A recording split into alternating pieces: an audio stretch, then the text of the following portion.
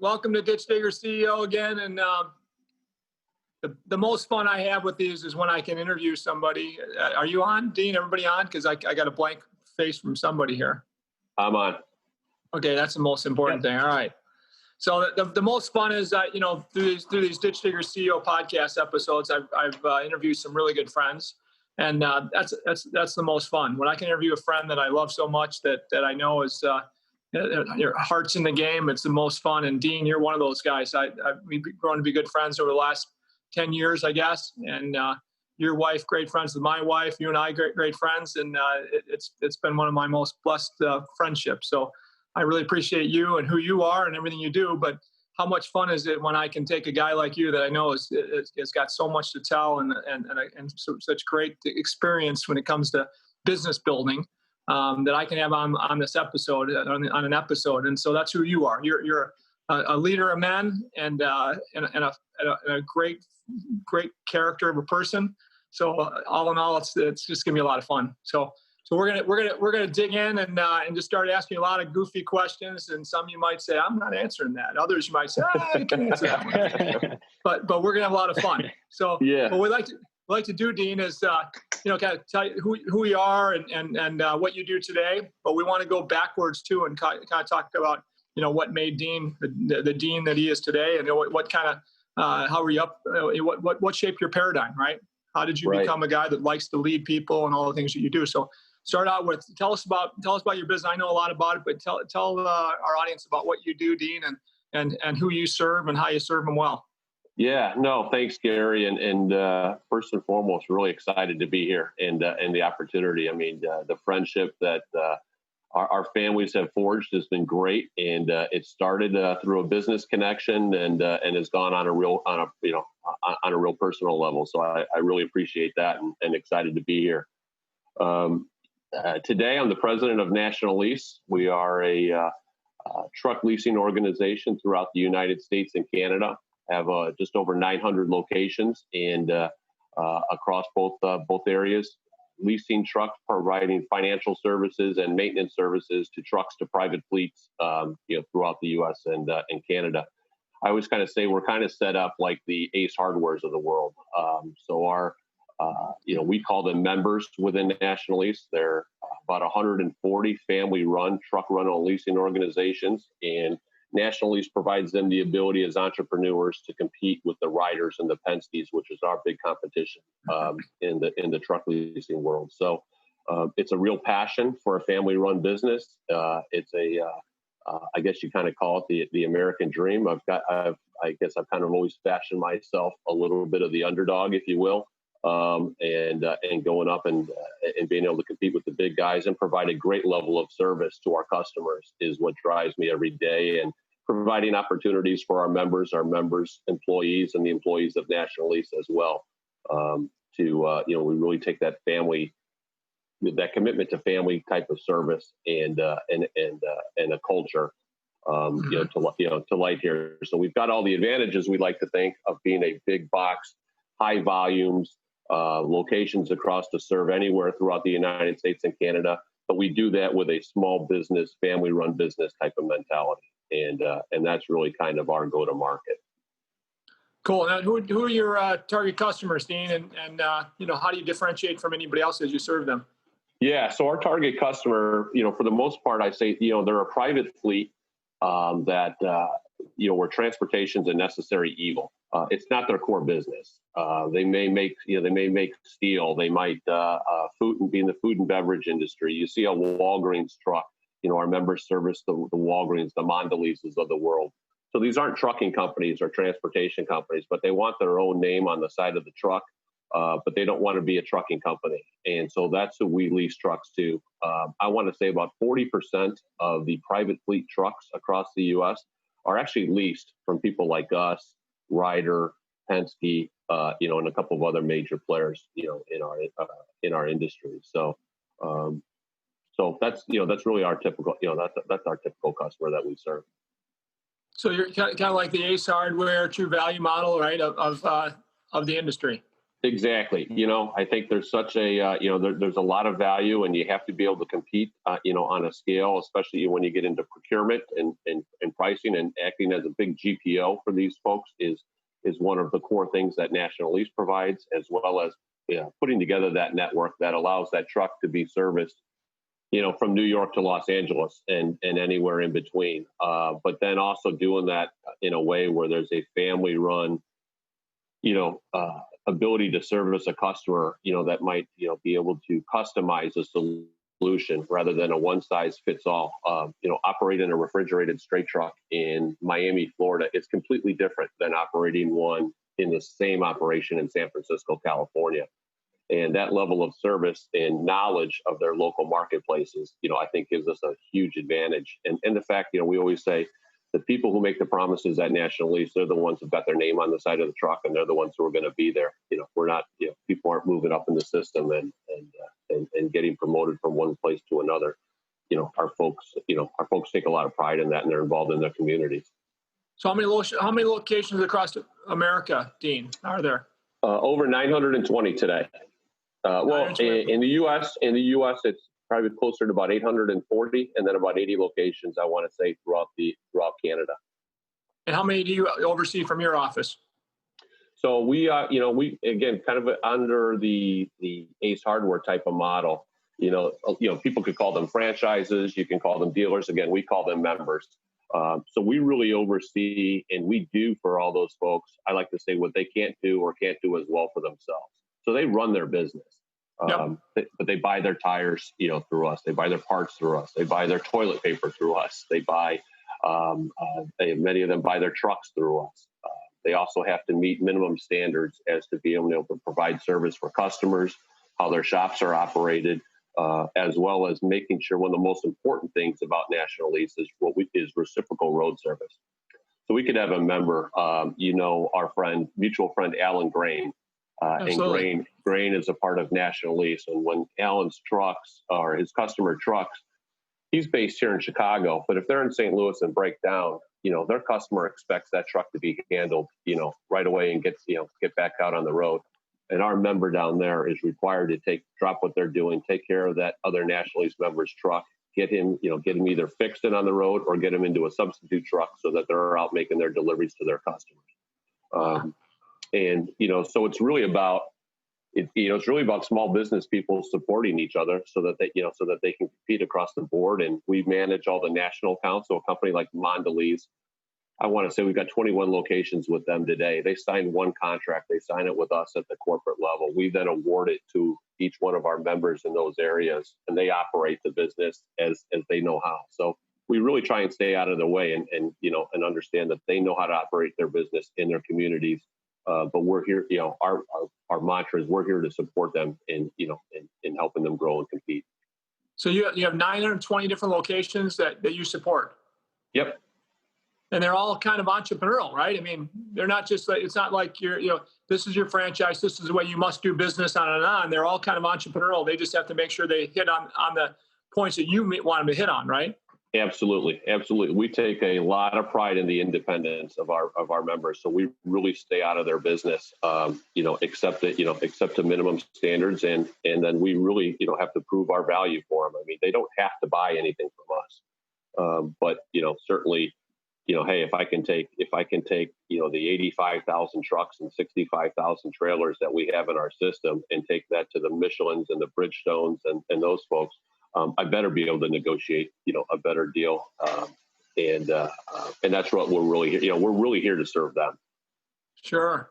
That's awesome. Okay. Let's go back in time a little bit. I want to, who's Dean Vicha? How do you learn to think like a leader? Who are your mentors? We like to go into all that. So again, kind of explain your upbringing, dude. How, where you grew up, what your family looked like, who you thought of back in the day as somebody that you looked up to that gave you kind of parts of your leadership mentality you have today?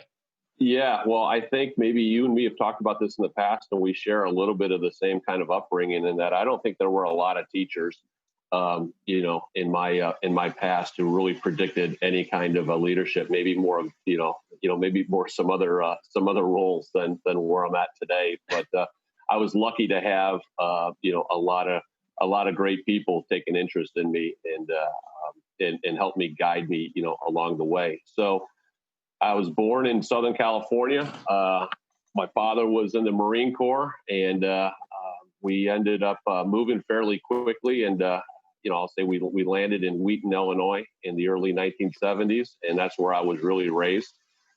Great community to grow up in. I had a brother, my brother Kurt, and sister Jennifer, who was about 8 years younger than I am. And, we had a great upbringing. We had a great life. My father was in education, was a teacher, became a principal, and then worked in the administrative offices of school districts in Illinois. And my mother was stay at home, and she raised us. I had one care in the world, I say at that time, and it was sports. Sports kept me.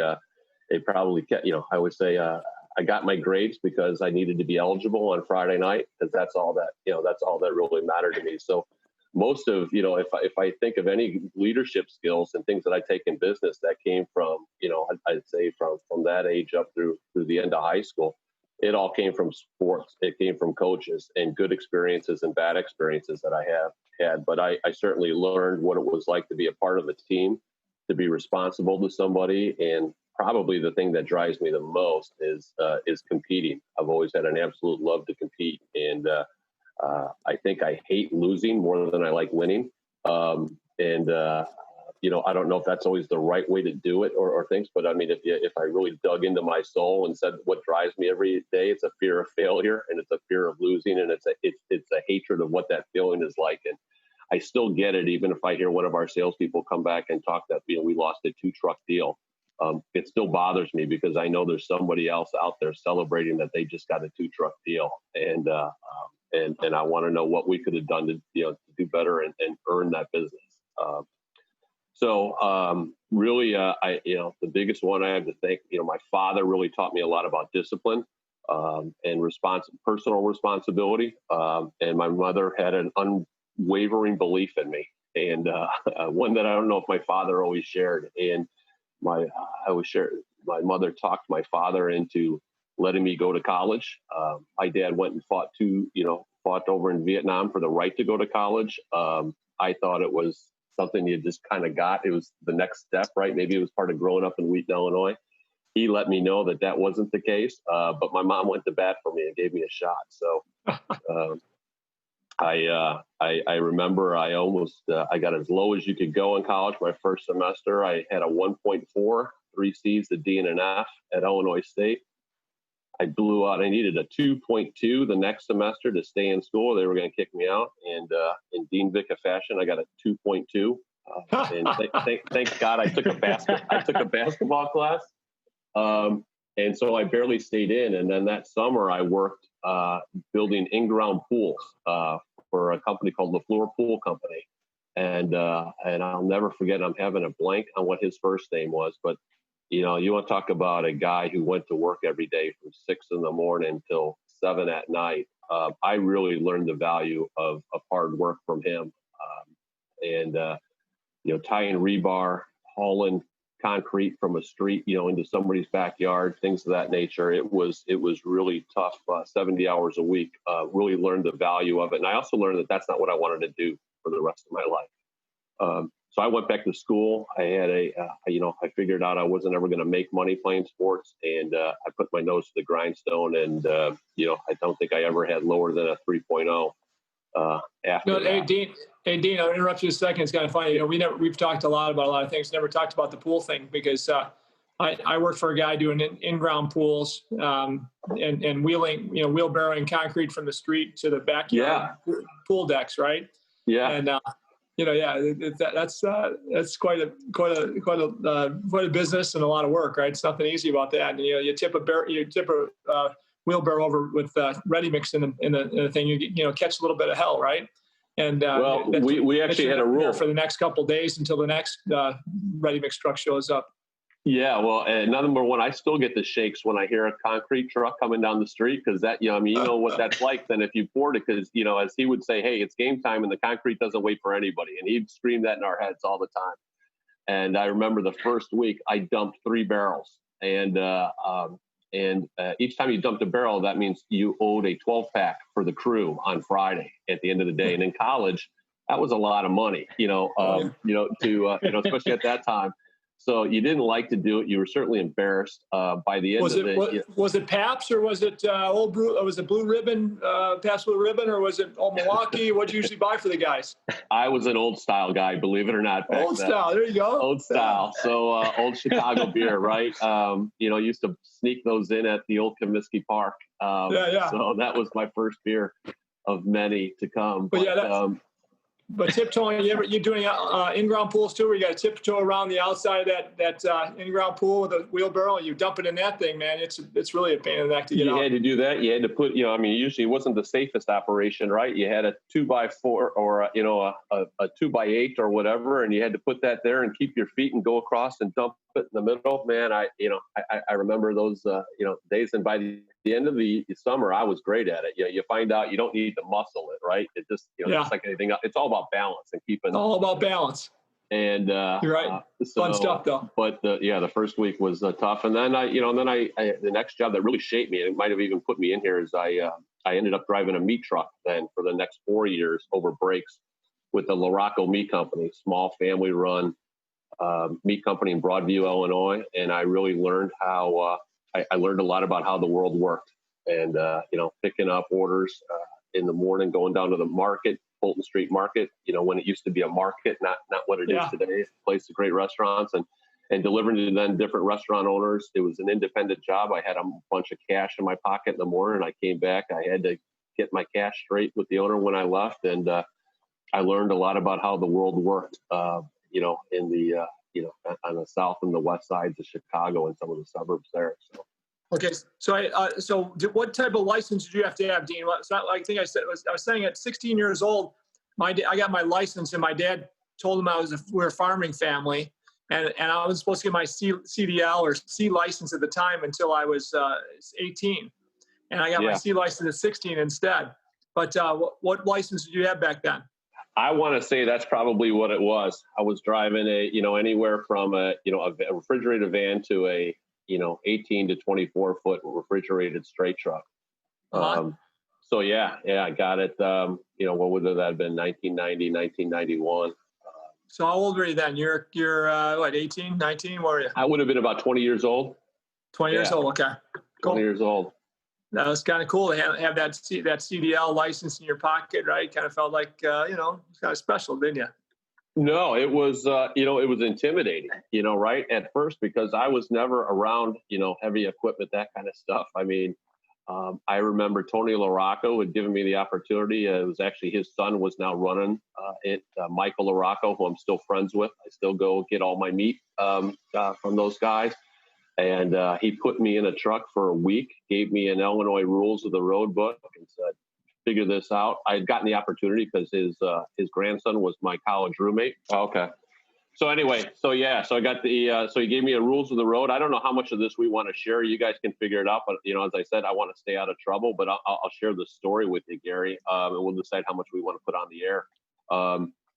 I had a week to read the book. I didn't want to let Tony Laraco down because he'd given me this great opportunity. And I studied it, more than I studied any class yet at Illinois State to make sure I passed it. And I watched John Palucci at that time driving the truck and taught me some of the things. And then the next Monday, they sent me down to the Melrose Park driving facility to go take my test. I was told to go meet some guy. I went to go meet him, and he said, "You're Tony's guy?" I said, "Yeah." And I sat down, they took a picture, and they gave me a CDL. all that studying for nothing, but actually for something, right? Definitely for something. But got in the thing, and, my first day driving it, I sideswiped somebody on Fulton Street accidentally. I thought I was done. That guy, I don't think had insurance because he took off, and it was my fault. I went back, but then, knock on wood, I have not been in an accident since. I learned how to use mirrors. I learned how to use mirrors and trust mirrors, but it was a great job. I still say it was the favorite job I ever had in my life. It was driving that meat truck, going to different restaurants, and to be 19 years old and entrusted with all that on your own was a lot of fun. So I don't think I told you this, Dean, but my dad expected me to have a license. He had a little 5-yard dump truck and wanted me to have a license by the time I was, when I was 16 years old for that. And and he didn't realize I was supposed to have one until I was 18 back then. But bottom line is that he had me on the ice on Pistaki Lake, hauling sand and dirt, frozen sand and dirt, basically, to the islands where they needed fill. So I'm driving a 5-speed high-low international 1971 international dump truck, 15 years old, across the ice delivering material. While he had another truck, he's delivering material too. But you hear the ice cracking underneath. It's safe. It's like a foot thick at the time, right? Yeah. But it's still a little scary as a 15-year-old kid. That's where I learned to drive the stick efficiently, and it was kind of tricky driving through areas where it's icy and traction. You lose your traction on the ice sometimes. You spin a little bit of the truck. It's kind of crazy. But that's where so you were an ice road trucker. Yeah, exactly. And and it was actually it was scary but fun, and I'll never forget it because I was ready at 16 to actually take the driver's test. I read the book, like you're saying, and all that, and passed. But my thing that my dad got was his 16-year-old kid got a CDL license when he really wasn't supposed to. Right. Kind of through the same thing that wink and maybe gave the guy $20. I'm not sure, right? But I have to ask him today. He'd probably tell me that. But yeah, don't know. I don't know nothing, right? But I learned that. I learned that at the Laraco Meat Company too. I didn't see nothing. I didn't hear nothing. I see nothing. I hear nothing. I see nothing.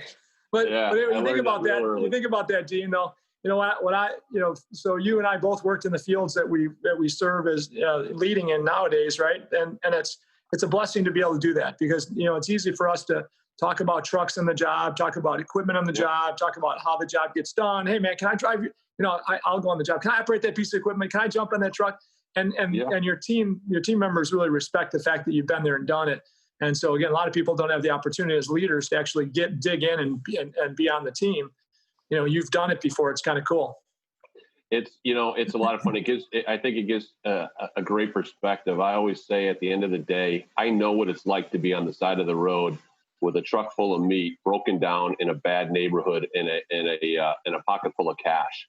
And you want to make sure that you have somebody out there, a support system backing you up and taking care of you. And having been that guy, I've never forgot that. And even if so anytime one of those guys, that's really who we're serving. We're serving the mechanics and we're serving the drivers. Mm-hmm. I mean, at the end of the day, rubber meets the road. That's our industry, right? And that's really how we operate. That's how we operate, and that's the promise we give to our customers: is that their employee, their family member, is going to get taken care of. Their customer is going to get taken care of, because anybody can sell you a truck. In our business, it's the service. It's making sure that those our customers make promises and to their customers on deliveries and things of that nature. But your employees need to know that they're being taken care of and need to have the tools to deliver on that promise, right? And absolutely, that drives us every day. Yeah, when you sat in their seat, you understand that the challenge they have. It's a lot easier for you as a leader to be able to drive those things down to the field where they get taken care of better, hopefully, right? Yeah, that's the idea. So your dad, your mom, amazing mentors, just because they love you and they're great people. It sounds like very similar to mine. My mom was always supportive, and my dad was always the guy to kick you in the butt and tell you you were worth a darn when you probably weren't. And either way, but kind of similar. Tough father, a loving mother is a great combination, in my opinion, for a family. Right. Yeah. So did the Rocco, the pool guy, kind of a person you kind of looked up to, the Roccos of the world you looked up to a little bit in a different way, took the best of them and maybe in you today? I think I probably learned as much from the people I didn't like and maybe, in some of the rough experience I had from the other ones too. And I had plenty who picked me up who thank God saw something in me and they helped me. But I also learned a lot from the ones who, I hated Mr. LaFleur and that guy just worked, and it was just a pile driver. And I think, I remember, boy, we'd be driving to a job and he wouldn't pay us for the time we're on the job, but maybe 2 hours to get there and stuff like that. And I never really kind of felt like he had all of our best interests. He was just focused on building the pool and building his family.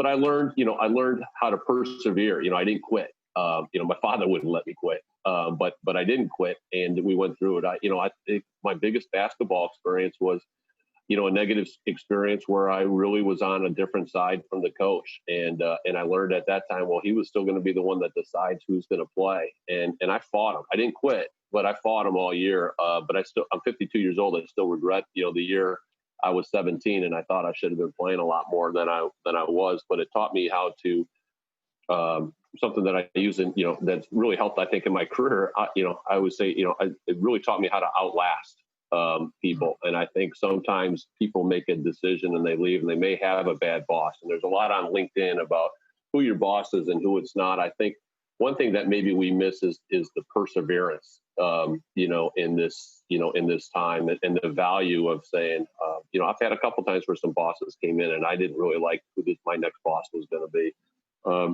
But I kind of just developed that mentality. I was just going to outlast them, because this is where I was, this was home. This is what I wanted to do. And I knew I was good at it. And quite frankly, I probably thought I was a little bit better than they would. And I would stand through the test of it. So, those were some big things. And that would have come from my father. My father was, you take responsibility, you quit. If you say you're going to do something, you darn well you're going to do it. You damn well better do it. And, that sense of personal responsibility. I always say personal responsibility, self-confidence, and perseverance. If I meet somebody that has those three characteristics, they're going to go somewhere. They're going to go somewhere in life. I don't care what their background is and where they got a degree. But if I can say those three things again. Sense of personal responsibility. It's not somebody else's fault. You take ownership for it, right? Perseverance. You're not going to quit. And number three, self-confidence. And I think that third one's the toughest one to get to, right? But if you have those three things in what you're doing, you're going to, I don't think I've ever met anybody who wasn't uber successful who had those three qualities. Right.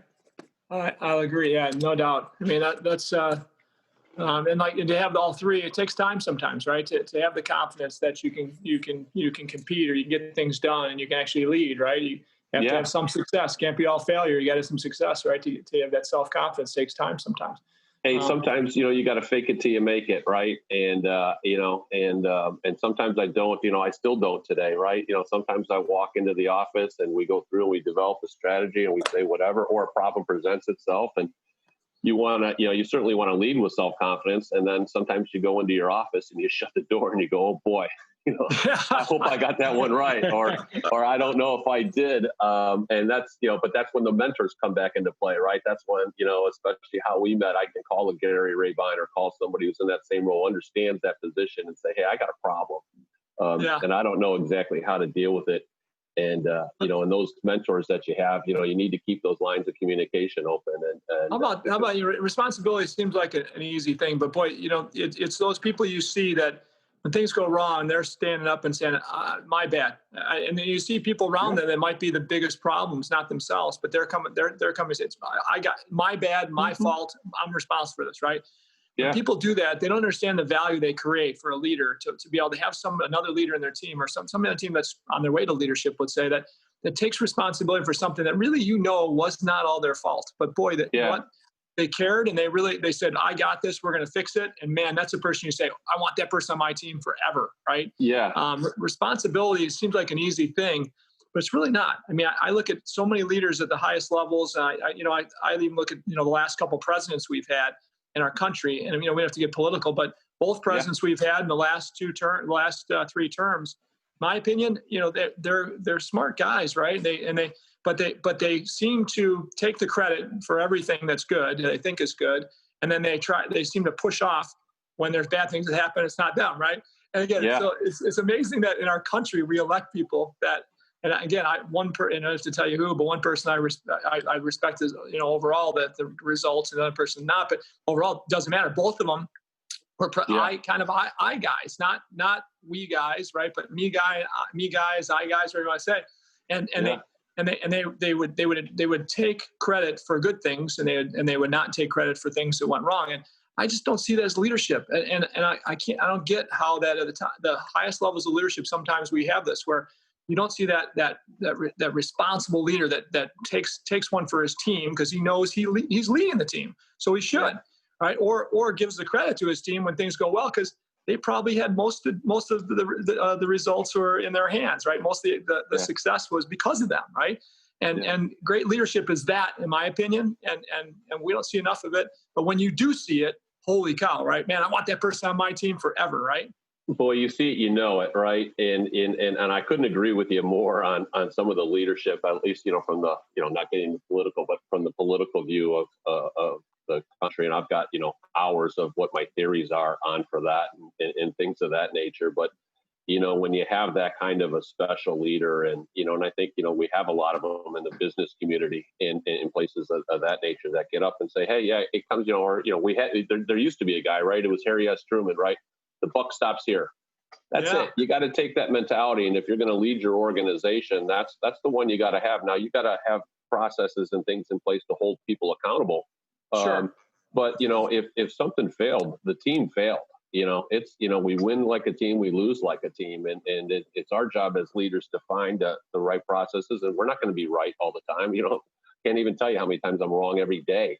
Right. But we take accountability for it. We take responsibility for it. We fix it and we move on. Again, losing's okay.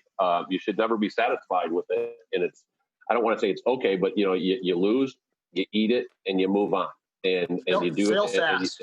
and fail fast and figure out what went wrong and go make sure, go make sure it doesn't happen again. Right, and that's where that's where perseverance comes in, right? It's you take responsibility, and you have that perseverance. No, man, we got our teeth kicked in, but here's what we learned. Here are the things we learned through getting our butts kicked, right? And here are the things we're going to do differently in the future to make sure it doesn't happen again, right? And that's perseverance, getting up, getting back on your feet, getting back in the fight, whatever that fight is, and then doing your best to learn from the mistakes in the past because you took responsibility, right?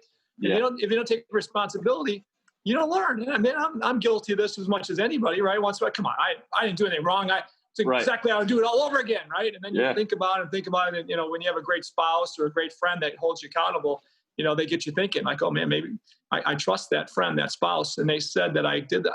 Maybe I did, right? And eventually you think about it and say, dang, I believe that, with responsibility, if you take responsibility comes the lessons learned from the mistakes. And that's where perseverance can take over, right? All three, they really tie together well, right? And they almost have to come in a certain order, which is kind of what you're getting at, I think. And I agree with you because the last one is self-confidence, right? And self-confidence doesn't come without wins.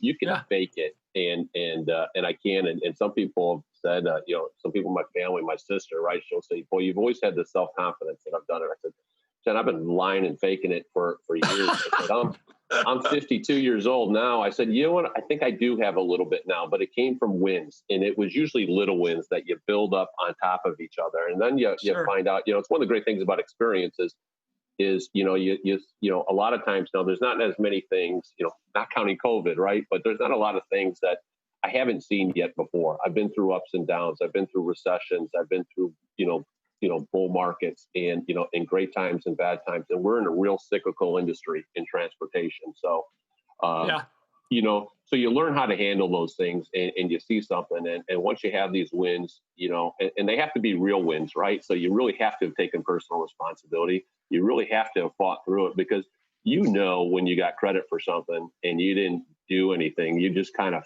fell on it. You don't get any self-confidence from that. You might, take some accolades and some glory, but it didn't build anything for you. But when you fought through those hard times, that builds something and that builds confidence that, hey, whether it's, something new like we're all dealing with right now, you come back and say, hey, I've been through tough times before and it's going to get, it's going to get better. We just need to build, pick ourselves up, dust ourselves off and build up for it.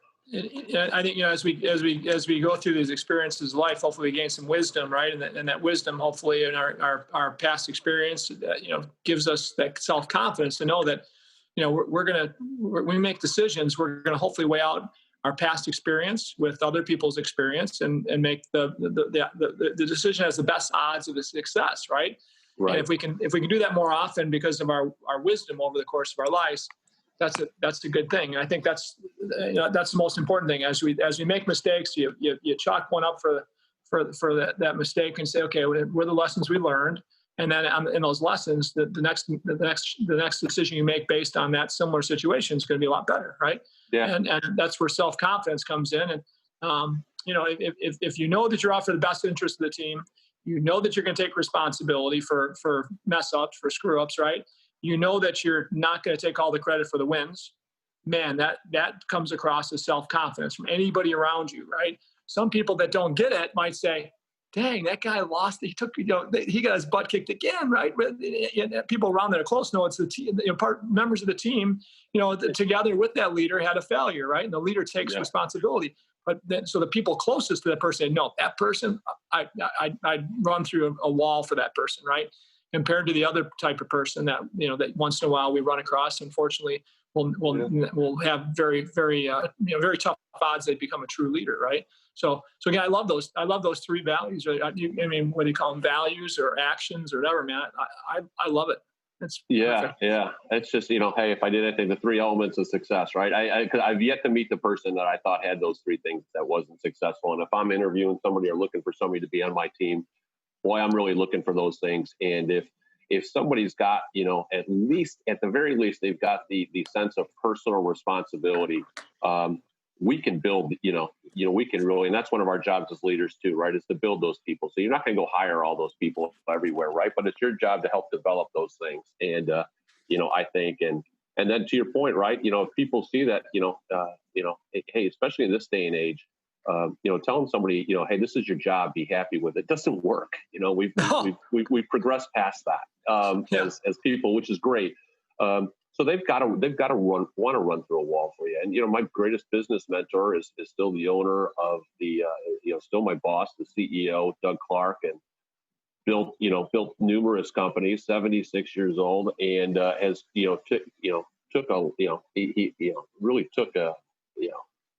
for whatever reason saw something in me, helped bring me up and develop me into where I'm at today. And we can still, yesterday we were on a call for 2 hours and we argued with each other and we did whatever. And when we walk out, we're on the same team. But I'd run through a wall for the guy because I know at the end of the day, if we were in front of everybody, and even if it was my mistake, and I knew it was my mistake, he'll take ownership for it, right? And hopefully my team sees the same thing, right? We treat it like a family. We're allowed to sit here and and debate with each other over things. I don't ever want anybody who's just coming in agreeing with everything. I think Jane Clark and maybe some of the other people that work with me. We do that. Hey, at the end of the day, I get to call the play when the huddle's broke. I take that thing. But then if I'm going to take that, if that's what I'm going to say in the room, in our conference room or whatever, then boy, I better take the responsibility for it when it goes out. Absolutely. Now, you know what, and Dean, the fun thing about you is I've been around you in casual environments a lot, and I've seen you do some amazing things to pay it forward. That people have been great to you in the past, and that's why you're where you're at. You've worked hard, but people see in you what you like to see in other people now. And I'll never forget, we had a conversation on the golf course about these, great kids that caddy for us and all that. And one kid didn't get the Evans Scholar. We've got some Evans Scholars at our club that you and I play at Bull Valley. And we've got, a kid that's amazing kid, hustling son of a gun. It's the nicest kid in the world. And he's everywhere. You see him everywhere, whether he's on the course caddying or he's in the bag house doing that. And he's always hustling. And we talked about the fact that he wasn't getting Evans Scholar for whatever reason that was. And you're like, hey, what does he like to do? We got in conversation with him. He wants to be a mechanic, right? Well, mechanic. Well, you know what? I got something for you, right? So you ended up, you tell me a story a little more, but I know you ended up putting this kid through school for mechanic, or as a diesel mechanic, I think, didn't you? Well, I didn't do that, so I'm not going to say it. So it's Jose, and Jose is just a great kid. And yeah, I found one of the big challenges in our industry, and probably yours too, I would imagine, is finding good people who want to be truck drivers and mechanics. I mean, this pandemic has really shown. I think America really recognizes how important that truck driver is, which is which has been for our industry. And I couldn't be prouder of the mechanics and the drivers and how they've operated and how they've worked under some really tough circumstances, to keep making sure that the supply chain is open in the U.S. And And when you hear a young guy like Jose, who's, who has a real passion for it, right? And I heard stories of him coming in early and fixing the equipment at Bull Valley, and this is what he wanted to do.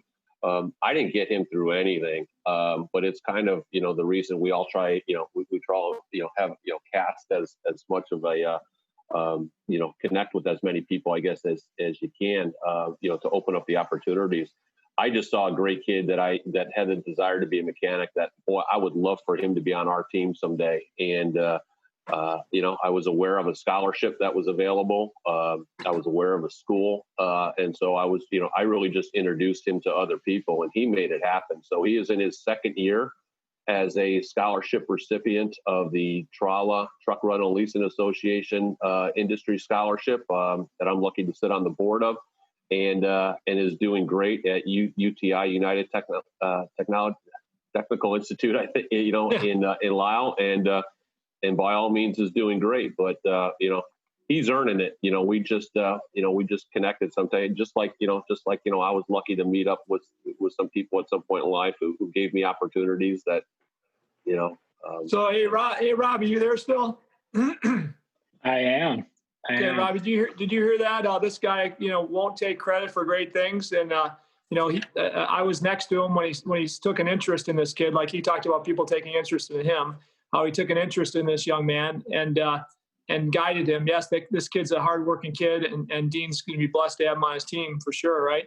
But the bottom line is, he didn't do it for Dean. Dean didn't do this for Dean, okay? And he gave them an opportunity that not everybody sees or does, right? That's what a great leader does, and that's what a selfless leader does. And Dean, shut up a minute. That's who you are, dude. Don't deny me this, okay? That's who you are. You're a selfless leader, and we don't have enough of those in the world. And again, and I guarantee you, Jose is like in heaven. This kid's smart enough. He could have done anything, right? He's a smart kid, a hardworking kid. There's nothing this kid couldn't have done if he put his mind to it. But he really loves mechanical. He really loves, I think, diesel mechanics, what he talked about. But how cool is that, right, Dean? Well, it's great. I'll tell you, number one, it's the number one thing that I mean, there's a million things I respect about you, and I'm not, most people would know me. I just wouldn't say anything if I didn't believe it.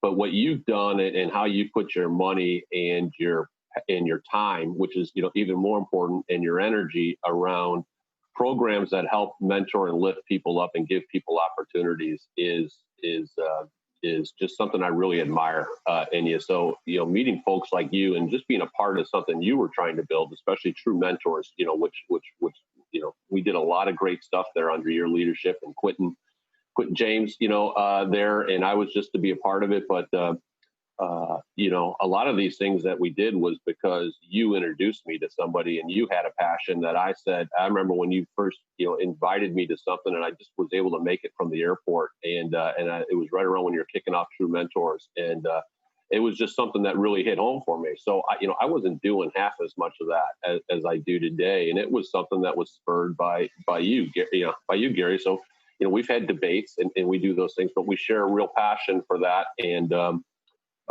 giving everybody an opportunity, hey, it's, you still got to do it on your own. You can't have it given to you, right? But you can be given the opportunity. What you do with the opportunity is going to determine how successful you are, or not. But, the fact that you've opened so many doors for so many people is something I really respect. And I think you should be commended for. I appreciate that.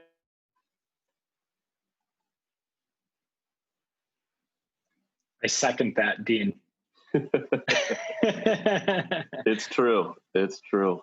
I mean, I can't even tell you how many people have been touched by Gary Rabine. Yeah, him and Cheryl, and really the whole family. Right? No, it's a great family. Absolutely. Yeah. I hear you. Robbie, take it away. I got a couple questions already written down for our boy Dean here. My first one's actually going back to when you were in college and the transition from your freshman year mentality to your sophomore year mentality. Yeah. And coming from my past experiences, I think I was in a very similar boat to you, that I placed a lot more emphasis on sports than I did education until later on in my life. And it was a huge change in just my daily routine, my perspective on life, as well as just like the approach to learning. So I'm curious to understand a little bit more in terms of what it was that you had changed moving from your freshman year to your sophomore year, and how did that translate into your professional career? No, it's great. Two things, two big things. I talked about earlier an absolute fear of failure that I have, and that coupled with my father's position on responsibility and the fact that the college wasn't owed to me. That year of working concrete construction told me that hard physical labor wasn't what I wanted to do, for a living. I never, whether or not it would have happened, I 100% believed in my head that if I flunked out of school, I wasn't going to get a second chance. I wasn't going to have one of the fathers who sent you back to junior college and then gave you, sent you back off to try it again. It was a one and done. And I was, maybe I matured a little bit, and I was lucky and recognized that. So it was really fear of failure. Then I tied that together with, I had a college roommate, and I'll never forget, his parents gave him some video on studying, and not that I would ever sit down and watch this, but he put it on in our dorm room, and I watched it, and it just connected with me right away. I found out later in life, most other people, I don't know if they even called it, ADD back then, right? I think, what they called it back then, especially with a Marine father and some of the teachers I had, is a lack of self-discipline or struggles with self-behavior, or focusing. But what I really also had was, at that time, I could really sit down and try and read something. And if I didn't have a real interest in it, I could read that page 5 times and I wouldn't remember a thing. And I had a hard time doing that. And this video just really talked about, hey, when you had a chapter assigned, instead of highlighting, the things like that, write it out. Like a physical written outline. That meant all the difference. That little piece changed my life from that ability, because I still, if there's lots of things, and there's great leaders who read stuff all the time, right? And they're insatiable about reading, and people send me articles and books, and boy, if I just read it, if I really don't have a personal interest in it, I don't get it. And I have a hard time paying attention or absorbing, what I'm supposed to absorb. But when I sit down and I outline what's in it and I physically write it down, then I knew it. And I would write that down, and literally all I had to do was spend about 3 or 4 hours the night before the test, go over those outlines, and I could go in and ace it. But it was that physical fact of being forced to focus on writing that down that changed my ability to study. And quite honestly, the crazy thing about it is I spent less time studying after that. Just by instituting that than I did before, when I was flunking everything too. Now, don't get me wrong, there were plenty of other reasons, that I had a 1.4. I was great on the social circuit, and my pickup basketball skills were at an all-time high, the time, and I probably made maybe 50% of my classes. But really understanding, that fear of being kicked out and not having another chance, and that little piece that came from a little video were huge in what kind of drove me through the last 3-4 years, at least school wise. I don't know what it is. Having office out of my house now for the last 9 months. Most of the time it's great, but every once in a while they'll get to, I don't know if it's because somebody else in my house is doing something, or somebody else. Other people have said, hey, that if the neighborhood is I don't know what those things are. There's people way smarter than me figure out why it works sometimes great and why it doesn't. Yeah. I think the Zoom people just they want to keep things interesting. Yeah, right. Yeah, they think we got it too good. It's amazing how fast Zoom just became a part of our nomenclature, right? Yeah. Somebody was saying how bad they felt for Skype. They're like, "What happened to Skype?" Yeah. Well, I always wonder if Zoom's going to have, such a bad connotation after it, because almost everybody I talk to, and I'll be, honest with you, I'm zoomed out, and I'll be on another one this afternoon and another one. I miss seeing people, but I just hear the word Zoom now, and I start to get the shakes a little bit. Yeah, right. Yeah. So Dean, we're getting back. I'm getting back to. I think, can you hear me now? Okay. Yep.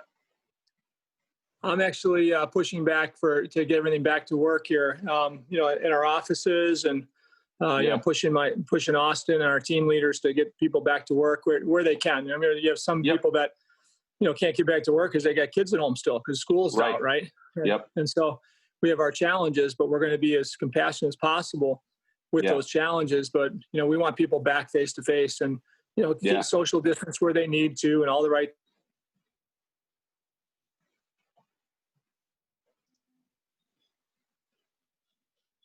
We are struggling with the Zoom right now. Right. Mine ended up cutting out there too and logged me out. Did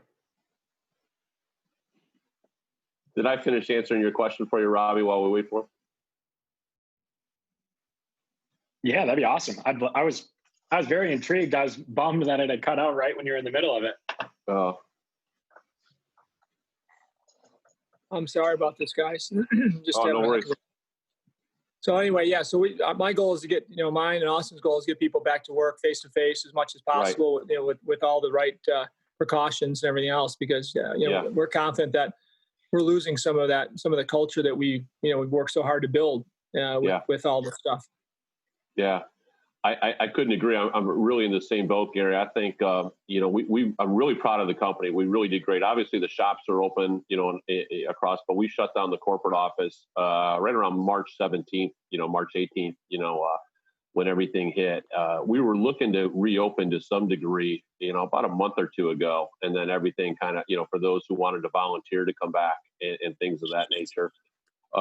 I don't see it happening for us. I would love to have it done, maybe, February, March. I've always kind of used the April 1st as the date, the realistic date in my head. And we'll do the same thing. I've told anybody not to worry about it. The team has done great. I couldn't be more proud of the way they've continued to work and serve the members and our customers. We haven't missed a beat there. But certainly I'm hoping by summer, everybody will be back. But, I don't want anybody on our team to think that they're going to have a challenge between, what's going on, with how the schools are being handled and things of that nature, because people have got, people have got issues, people, you don't know what half your people are dealing with, whether it's somebody, a senior that's living with them, that they're taking care of, a parent, or, or the children there. So we're going to give all of our people all the flexibility in the world to where everybody can, has the resources again to handle it the way they need to. But I'm nervous. I think we're missing that. We're missing that as well. I'm afraid we're losing touch with customers, with opportunities, and again with each other. So I can't wait. And as you probably know, I'm not a sit in my office kind of guy. I love getting out, getting in the field. As you call it, walking the ship, right? And seeing our customers and seeing our people and seeing our locations. I've been on one trip. I'm going to Kalamazoo next week for a meeting with, that's good. And I can't wait, to do it. And I think our salespeople and everybody, we need to get out now. I'm putting together our budget right now for 2021.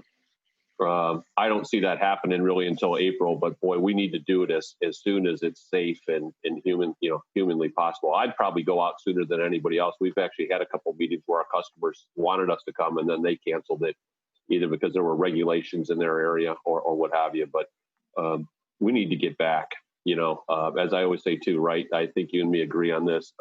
Unemployment in a poor economy is really unhealthy too. And I think there's a way to do this that takes into account both, I'd almost even call them both health epidemics, right? A bad economy is a health epidemic, and we got another epidemic. And I'm hoping that we're getting closer to managing those two in a way that takes into account, that happy medium that handles both issues that we're facing right now.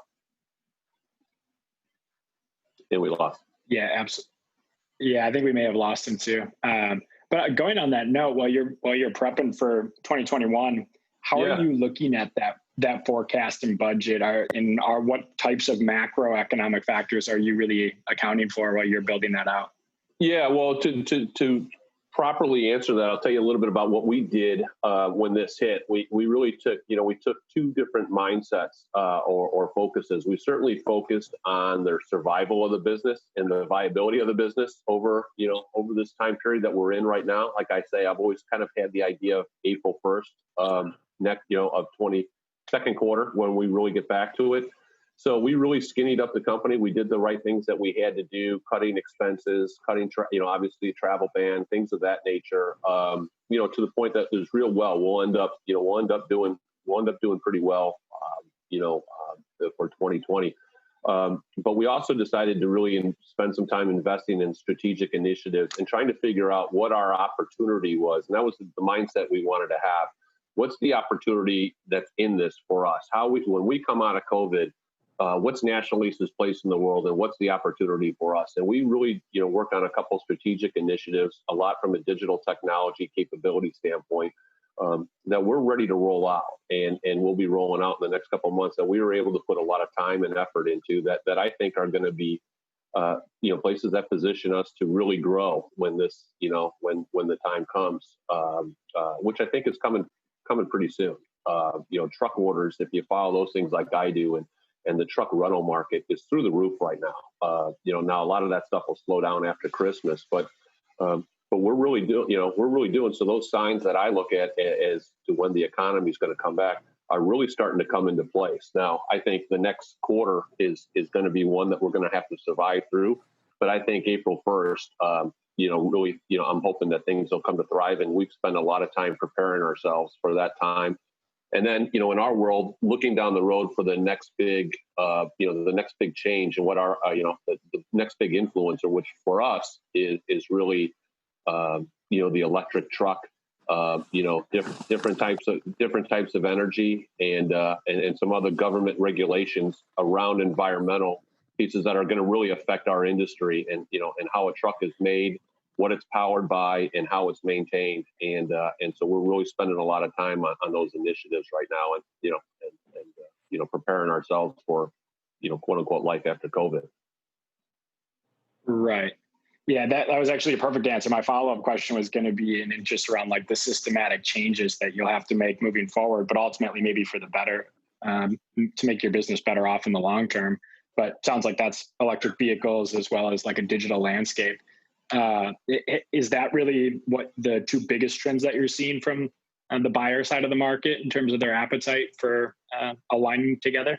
I think so. The question is going to be exactly, who the winners, become in this race for the electric truck. I don't think the electric truck and everything's going to hit as fast as some people do, but you better be talking now. In our industry, there's an emissions mandate that's due in 2027. That's going to completely change the truck, again, to another level. And I think it's going to help spear the electric truck. But really building on that, building on that infrastructure, there's a lot more behind them than just building the truck, right? You have to change the entire infrastructure that supports trucks in North America and wherever to be able to handle it. You got to have charging stations that don't take a half a day, and don't suck up the entire grid, right? You're talking about not just a couple people having Teslas in your neighborhood. You're talking about every truck you see on the road, potentially, meeting these mandates, right, somewhere down the road. So there's a lot of infrastructure and working on that truck, how you staff and train your people, how what your shop looks like, the firewalls that you have to have in place to handle this, type of equipment. Is a game changer, and it's not going to happen overnight. And so you got to start preparing for it. And in our world, we're really trying to figure out what our unfair advantage is going to be in that area, and putting that together. So, and you have to be talking about those things today. It's not going to flip overnight, but you're going to have to prepare for it, because it's a lot more than just buying an electric truck. It's having an entire system and infrastructure behind it to support it, right?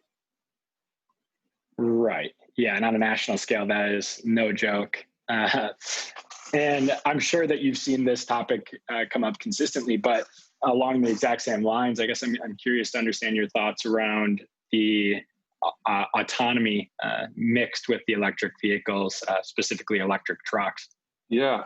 We could get into a whole conversation on government regulation and insurance, and things of that nature. There's going to be, just like everything else, there's going to be some factors. Some of that technology is there today, right? I mean, you can do some of those things today, but I think the biggest challenge for the autonomous side of it is really, when are we going to, I think our industry really did a disservice. And at first we kept calling it the driverless truck. And when and then you start talking about jobs, and people have fear, as to, what's going to happen. Some people, this fear of a robotic society, right? And that's not even really what it is. The autonomous truck, has a lot of capabilities, a lot of information, to do it, a lot of safety, a lot of safety advantages. But people have this idea of trucks without drivers, hauling down, running, out of control down the road.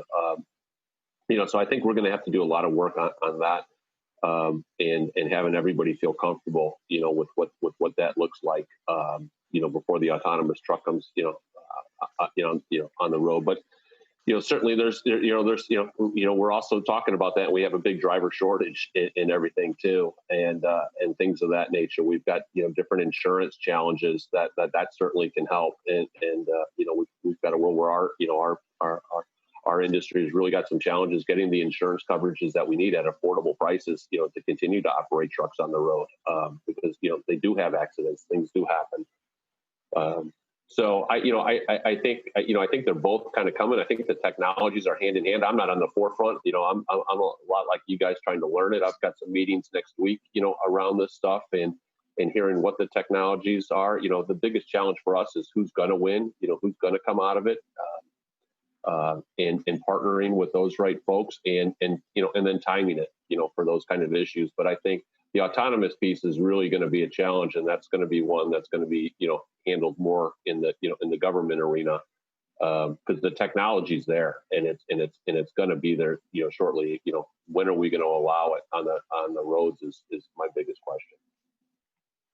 Yeah, I completely agree too. And I think the biggest thing there that, at least that I've seen so far, is, like you said, it's not necessarily driverless. You're still going to need a human in the car at the end of the day, but it's being able to maximize the number of hours that you can actually be on the road, right? Because right now there's a pretty significant limitation in terms of the number of hours or miles that your drivers can go in a day.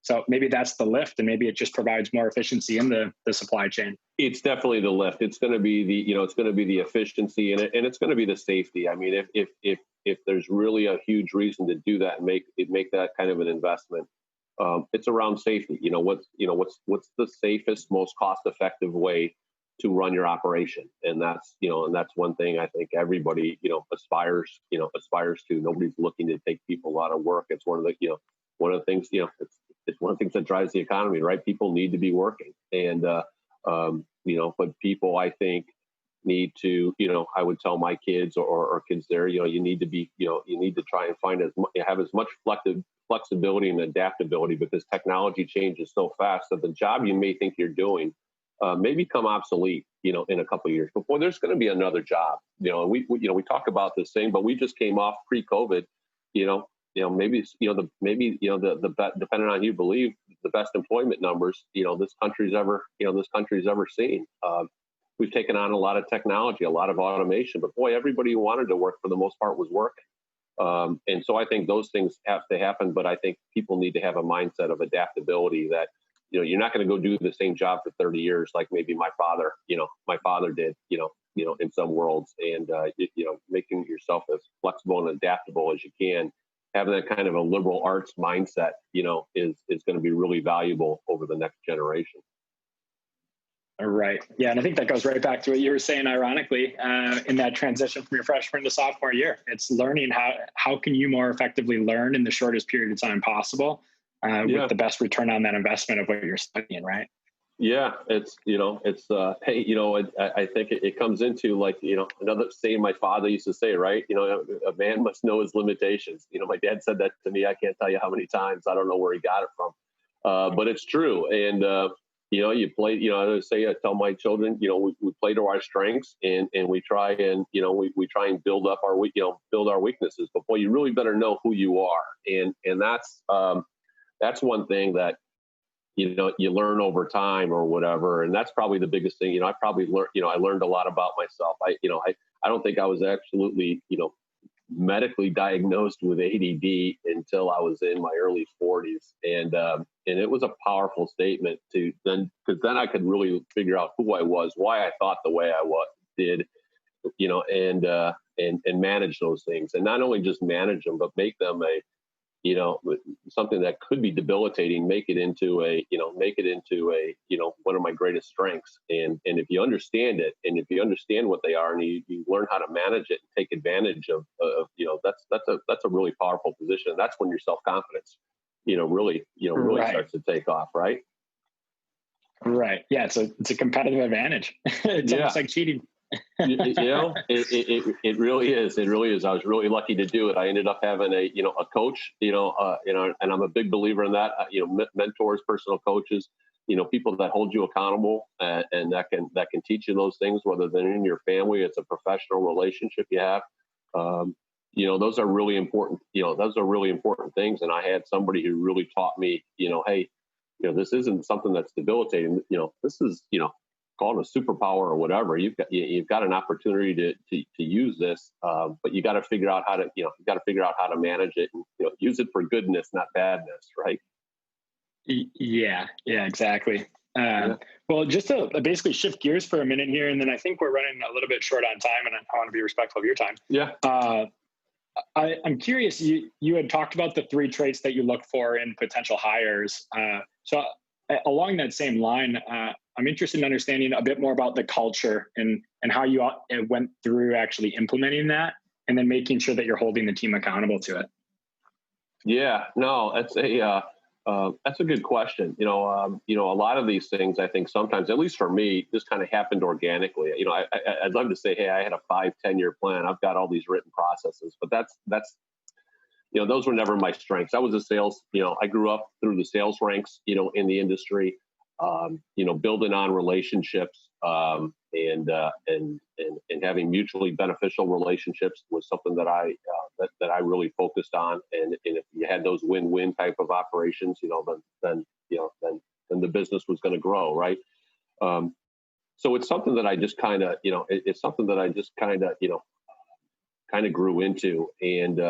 And those were the kinds of people I really wanted to be around. I love a good debate, too. So somebody who had the self-confidence, and I was just say, my executive team, we'll shut the door and we'll go at it. Now when it's over, we hug it out and walk out the door together, and it's not personal, but it's having that kind of open line of communication. And if you have people around you who, take personal responsibility, they have perseverance, so they're not going to give up on something if they think it's the right thing we should be doing. And if they have the self-confidence to say it, right, then you've got something really, really powerful, to walk out of there. And that's how you really generate great ideas. And there's lots of great ideas in lots of companies, but I don't know if they always come out, because of whatever reason. But, having that kind of family type of culture, where, we win together, we lose together, we fight, we love each other. That's where I want to go to work every day. And I think that brings out the best in a lot of folks. So, hey, we get ideas, great ideas throughout the entire organization, but you got to have that kind of a, that family culture where, hey, anybody at the kitchen table can say what they want to say on Thanksgiving, right? And somebody else is going to probably challenge them. That's how my family works anyway. And it's going to go back. But boy, at the end of the day, whether you even agree with everything or not, you really probably learn something because people are talking about what they're passionate about because they feel they have an open forum. And that's the culture, that I really want to be a part of, that I try and have, in our organization. Yeah. I think it speaks volumes too, because right now I think that it's come more to light and more companies are starting to recognize the importance of it. But diversity of thought, diversity of background, of race, and ultimately up levels the organization. And it's impressive and inspiring to see that you're actually living and breathing that already.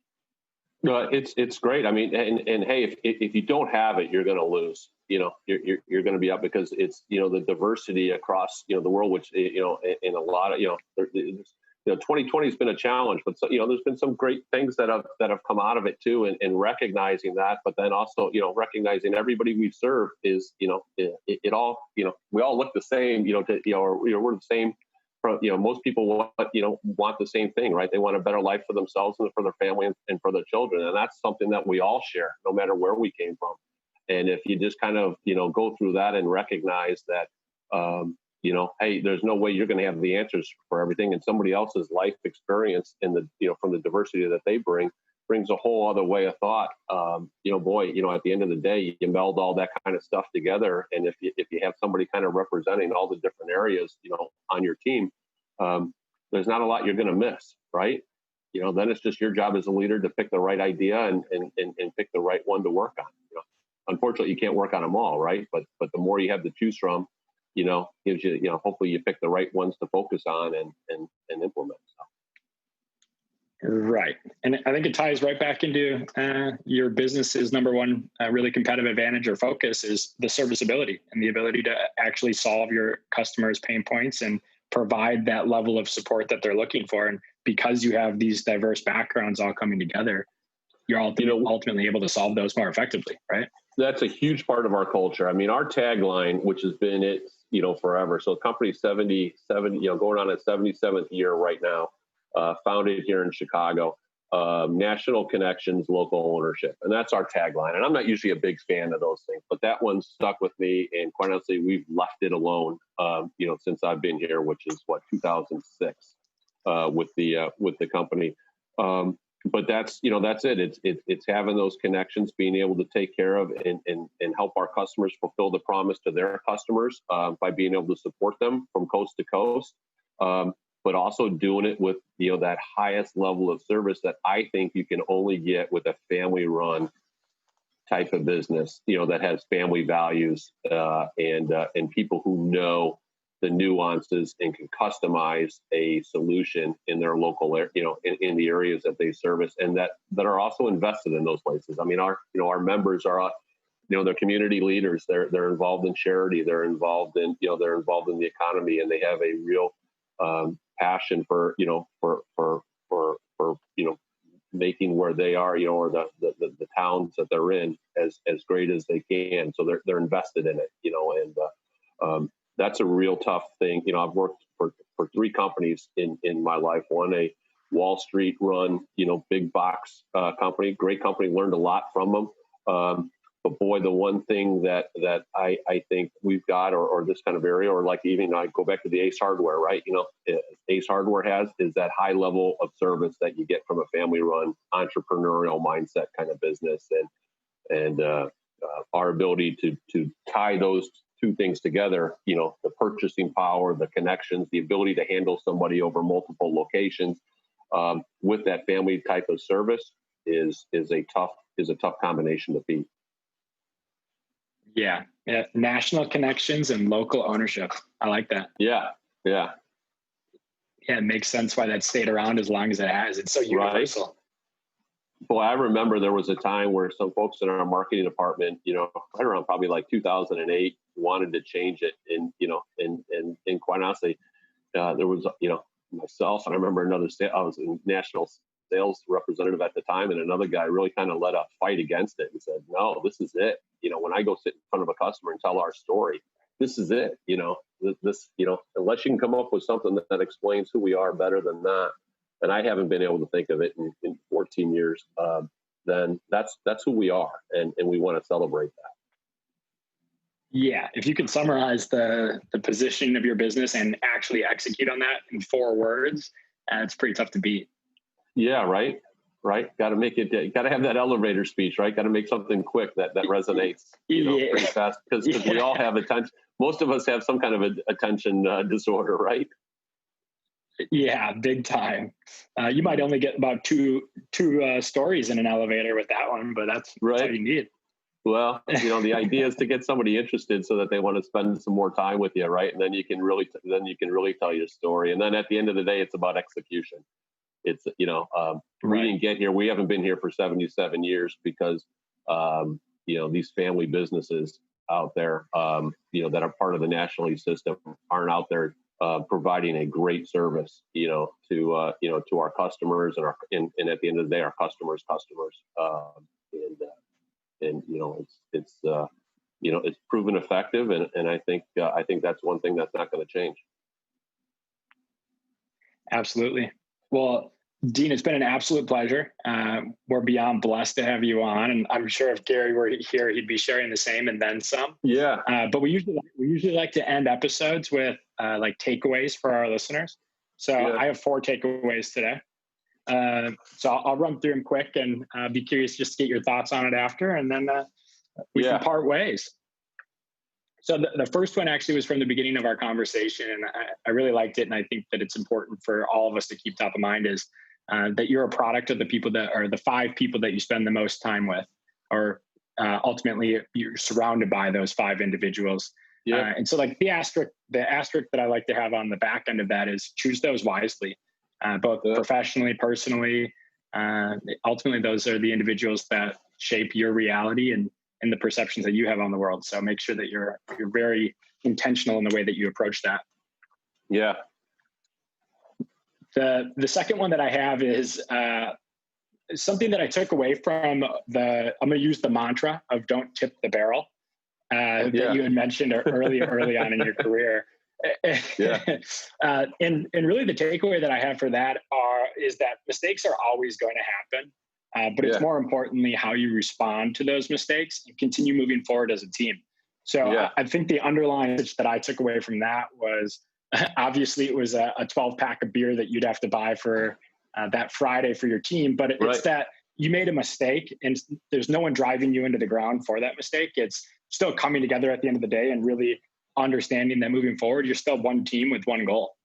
Right. So the third is identifying top talent or talent aligned with your organization. And I loved the 3 traits that you mentioned. So self-confidence, a sense of personal responsibility, and perseverance. And it's a difficult thing to find, but when you do, I completely agree. I think it leads to the highest amount of success or highest probability of success if you can find those traits in individuals. Yeah. And the last one is difficult times create lasting businesses. And I think it's important to understand the way that you ultimately assess the situation, place your people first, and then continue to solve your clients' problems. And I think you guys have executed on that based on this conversation incredibly well.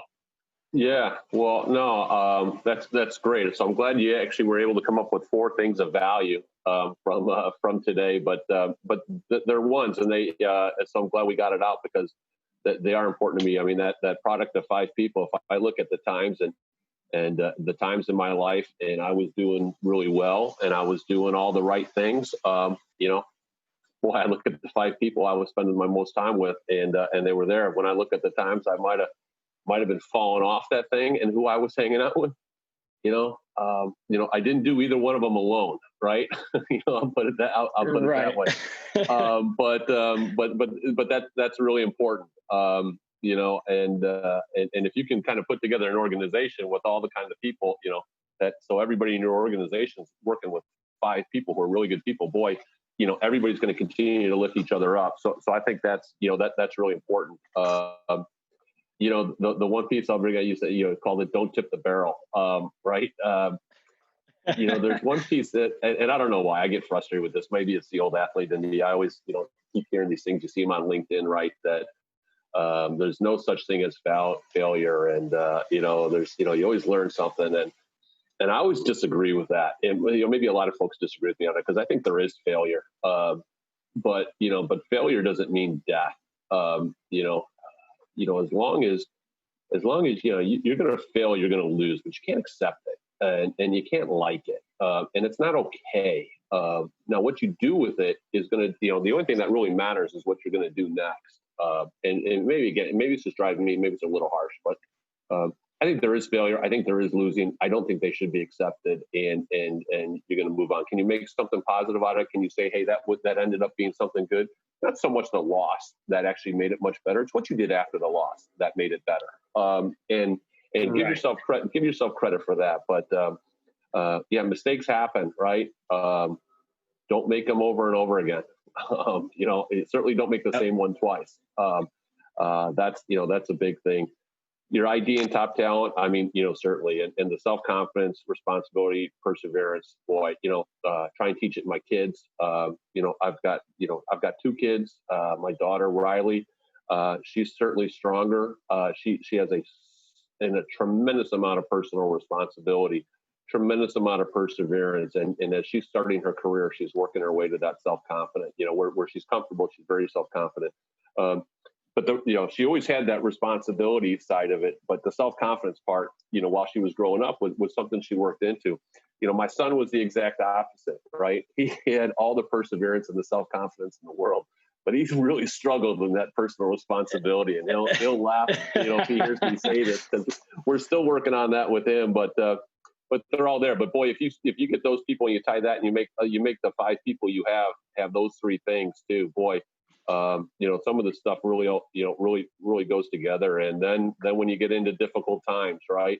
Boy, I am so blessed to have the team, Jane Clark, Joe Gallick, Joe Puff, the mentors that I have, Doug Clark, my father, and people like Gary and my YPO group and forum around me, to have that kind of group, that allows you to really go into something. And it's a difficult time. We all knew we were going in it, but boy, these people around me, all we really kept talking about, and it kept you out of it, you could get down in the dumps, was what's our opportunity, in this? And it's not just an opportunity to go make money. It's an opportunity to serve. It's an opportunity, to take care of our customers, to take care of people. And, I'm really proud of, to be in the transportation industry, because I think everybody's got to see firsthand how important, how vital it is. And it's those drivers and mechanics that we have in our system that kept food supplies going, medical supplies. This country is about to take on, the world is about to take on the greatest logistical challenge that it's ever faced, right? And getting these things out. And we stand ready to help. I am certain that we are going to be a part of this. Our customers are going to be a part of this. And getting vaccines, across the board, and the supply chain is so important. And to be around these people who are really on the ground doing it and supporting them every day, is great. And those, it's a bunch of people who have those same 3 things that we talked about, that can persevere in a time like this. So it's probably a little long-winded, but I love the 4. I wrote them down that you got out of this too, and that. It was a great conversation today. I was just so happy to be a part of it. Yeah, thank you so much. Thank you for everything you guys are doing right now, obviously, too. But hey, we appreciate it. Well, I hope you guys can make something. Ditch Digger. Being on Ditch Digger was it was a dream of mine since Gary told me about it. But I absolutely had a ball doing it. I hope you guys can get something out of this that's valuable for other people, or at least entertaining for the folks on it. And you guys were great, and I had a lot of fun today. Yeah, thanks a bunch. It's been a pleasure to meet you. Hopefully in person